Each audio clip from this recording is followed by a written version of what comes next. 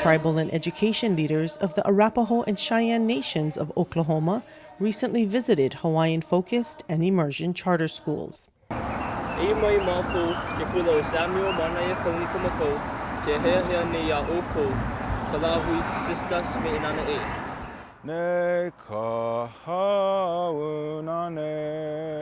The tribes received a STEP grant from the U.S. Department of Education to plan and create a charter school.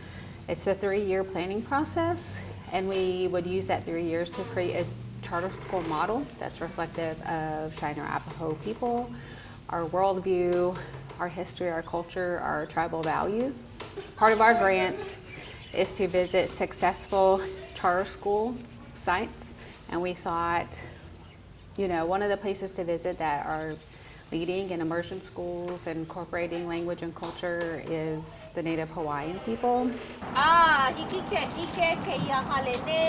At each school, they toured the campus and spent time in the classroom observing, teaching, and learning. We have a Hawaiian Cultural Academy where all students will walk through learning stories, hula, our dancing, olelo Hawaiʻi. We have a papamele, our singing. So all students learn how to sing, how to chant, and basically spend kindergarten to 8th grade learning every story that comes from our place, every single one. And so it's more about chanting and dancing and singing for our aina. So making sure that they're connected to place. Because when you're connected to place, then you get a different sense of accountability of self. They spent time with school leaders learning how each school integrates Hawaiian culture and language into all aspects of their curriculum. I'd say more map out the cultural progression you want to have first, get that solid, and then find the standards that fit, that align.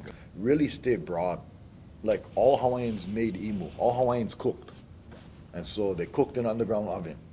And so we have underground oven. You said keep it broad. Keep it really broad. If you fish, then fish, Right. Teach whatever rope making styles you have, teach rope making, hook making, bait. We just take what all Hawaiians would have done, and that's what we do, and stay right there.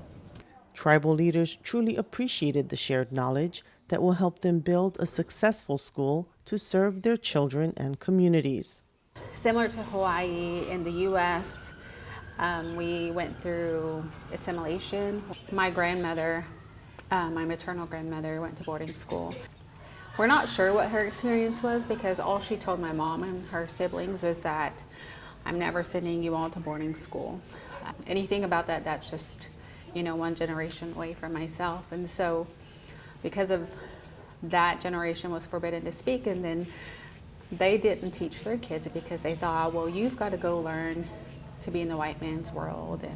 And so there's a whole generation of teaching that didn't happen, and that passing down the language. So now we're in a place where we don't have many fluent speakers left. Our elders are passing away, and we're doing our best to preserve, revitalize our languages. They shared songs, language, and culture.